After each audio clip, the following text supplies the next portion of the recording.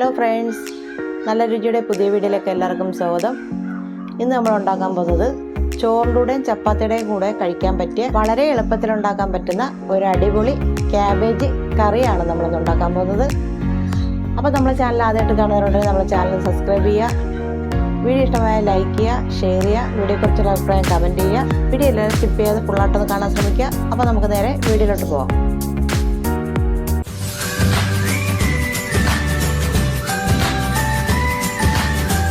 അപ്പോൾ നമ്മൾ ഒരു ചട്ടി വെച്ചിട്ടുണ്ട്. നമുക്ക് അതിനകത്തേക്ക് ആവശ്യത്തിനുള്ള വെളിച്ചെണ്ണ ഒഴിച്ചു കൊടുക്കാം. അതിലേക്ക് ഒരു 2 കഷ്ണം പട്ട, ഒരു 3 ഏലക്ക, ഒരു 3 ഗ്രാമ്പും കൂടി ഇട്ട് കൊടുക്കാം. ഇനി നമുക്കിതിലേക്ക് ഒരു സവാളയാണ് ഞാൻ എടുത്തേക്കുന്നത്, നീളത്തിലരിഞ്ഞാണ് എടുത്തേക്കുന്നത്. അത് നമുക്ക് ഇട്ട് കൊടുക്കാം.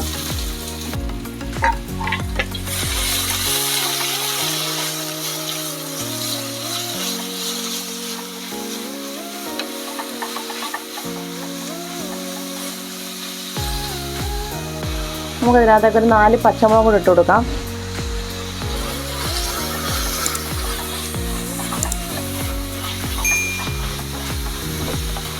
ഇതിലേക്ക് 1/2 ടീസ്പൂൺ വെളുത്തുള്ളി ചതച്ചത്, 1 ടീസ്പൂൺ ഇഞ്ചി ചതച്ചത് നമുക്ക് ഇട്ടോട്ട് നന്നായിട്ടൊന്ന് ഇളക്കി കൊടുക്കാം.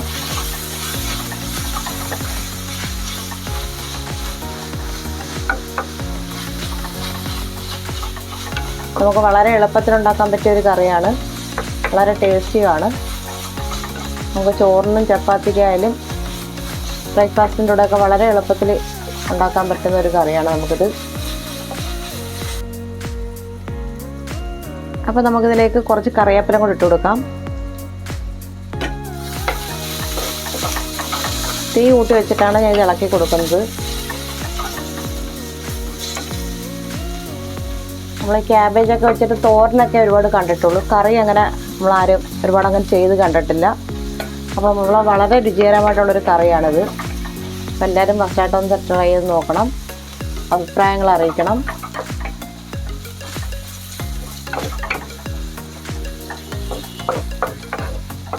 കുറച്ചും കൂടെ ഒന്ന് വാടി വരണം നമുക്ക് ഈ ഉള്ളി.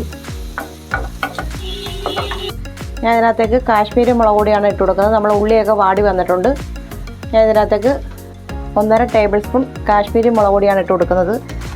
ഒരു 1.5 ടീസ്പൂൺ മല്ലിപ്പൊടിയാണ് ഇട്ടേക്കുന്നത്, 1/2 ടീസ്പൂൺ മഞ്ഞൾപ്പൊടി. നമുക്കൊന്ന് ഇളക്കി കൊടുക്കാം. തീ കുറച്ച് വെച്ചതിന് ശേഷമാണ് ഞാൻ ഈ മുളക് പൊടിയും മല്ലിപ്പൊടിയൊക്കെ ചേർത്ത് കൊടുത്തേക്കുന്നത്, അല്ലെങ്കിൽ കരിഞ്ഞു പോവും. അപ്പോൾ തീ നന്നായിട്ടൊന്ന് കുറച്ച് വെച്ചതിന് ശേഷം നമുക്ക് ഈ പൊടികളൊക്കെ ഒന്ന് ഇട്ട് കൊടുത്താൽ മതി. ഒരു 1/2 ടീസ്പൂൺ പെരിഞ്ജീരകത്തിൻ്റെ പൊടിയാണ് ഞാൻ ഇട്ടേക്കുന്നത്, 1/2 ടീസ്പൂൺ ഗരം മസാല ഇട്ടിട്ട് നമുക്ക് നന്നായിട്ടൊന്ന് ഇളക്കി കൊടുക്കാം.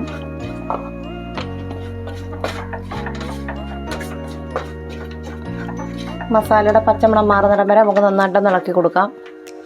അപ്പോൾ ഞാൻ ഇതിനകത്തേക്ക് ഒരു വലിയ 2 തക്കാളി നീളത്തിൽ അരിഞ്ഞെടുത്തിട്ടുണ്ട്. നമുക്ക് അതും കൂടെ ചേർത്ത് കൊടുക്കാം.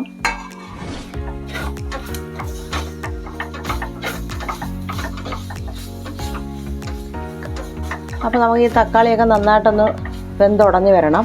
നമുക്ക് നന്നായിട്ട് ഇളക്കി കൊടുത്ത് ഒന്ന് ഉടച്ചെടുക്കാം.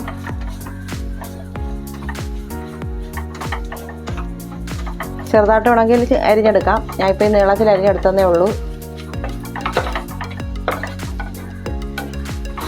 തക്കാളി വേവാനായിട്ട് നമുക്ക് കുറച്ച് വെള്ളം ഇതിനകത്തേക്ക് ഒഴിച്ചു കൊടുക്കാം.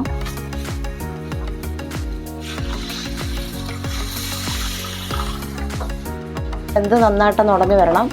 നമുക്ക് ഇതുവരെ ഇതിനകത്ത് ഉപ്പ് ചേർത്തിട്ടില്ല. നമുക്കതിനകത്തൊക്കെ ആവശ്യത്തിനുള്ള ഉപ്പും കൂടെ ചേർത്ത് കൊടുക്കാം. തക്കാളിയൊക്കെ വെന്ത് നന്നായിട്ടൊന്ന് കുറുകി ഈ വെള്ളമെല്ലാം ഒന്ന് വറ്റി വരണം. അതുവരെ നമുക്കൊന്ന് വെയിറ്റ് ചെയ്യാം. അപ്പോൾ നമുക്കിതൊന്ന് അടച്ചു കൊടുക്കാം. അപ്പോൾ നമുക്ക് ഈ അടപ്പം തുറന്ന് നോക്കാം. നമ്മൾ ഒഴിച്ച എണ്ണയെല്ലാം തെളിഞ്ഞ് വന്നിട്ടുണ്ട്. തക്കാളിയൊക്കെ വെന്ത് നന്നായിട്ടൊന്ന് ഉടഞ്ഞ് വന്നിട്ടുണ്ട്. അപ്പോൾ നമുക്കിതിലേക്ക് ഞാനൊരു 200 ഗ്രാം ക്യാബേജ് നീളത്തിൽ അരിഞ്ഞെടുത്തിട്ടുണ്ട്. നമുക്ക് അതും കൂടെ ഇതിലേക്ക് ഇട്ട് കൊടുക്കാം. നമുക്കതിലേക്ക് നന്നായിട്ടൊന്ന് ഇളക്കി കൊടുക്കാം.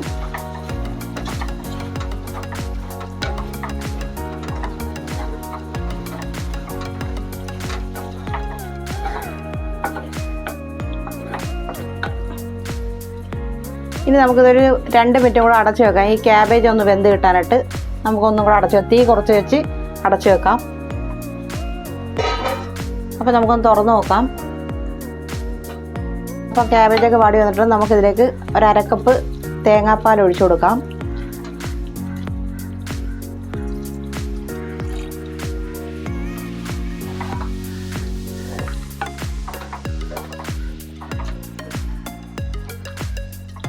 തേങ്ങാപ്പാലൊക്കെ ഒഴിച്ചു കൊടുത്ത് നമുക്കിതിന് ആവശ്യത്തിന് ഉപ്പൊക്കെ പാകമാണെന്ന് നോക്കണം.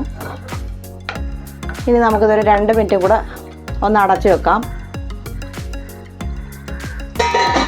അപ്പോൾ നമുക്കതൊന്ന് തുറന്ന് നോക്കാം. അപ്പോൾ ക്യാബേജ് എല്ലാം നന്നായിട്ട് വെന്ത് നമ്മൾ ഒഴിച്ച തേങ്ങാപ്പാലും വെള്ളമെല്ലാം വറ്റി കുറുകി വന്നിട്ടുണ്ട്. അപ്പോൾ നമുക്കിതിലേക്ക് കുറച്ച് കറിവേപ്പില കൂടി ഇട്ട് കൊടുക്കാം. അപ്പോൾ നമ്മൾ അടിപൊളി ക്യാബേജ് കറി റെഡിയായി കഴിഞ്ഞു. അപ്പോൾ എല്ലാവരും മസ്റ്റായിട്ട് ഒന്ന് ട്രൈ ചെയ്ത് നോക്കുക. അപ്പോൾ നമ്മളെ വീഡിയോ ഇഷ്ടമായാൽ നമ്മളെ ചാനൽ സബ്സ്ക്രൈബ് ചെയ്യുക, ലൈക്ക് ചെയ്യുക, ഷെയർ ചെയ്യുക, വീഡിയോയെക്കുറിച്ചുള്ള അഭിപ്രായം കമൻറ്റ് ചെയ്യുക. അപ്പം മറ്റൊരു നല്ല വീഡിയോ ആയിട്ട് വീണ്ടും കാണാം.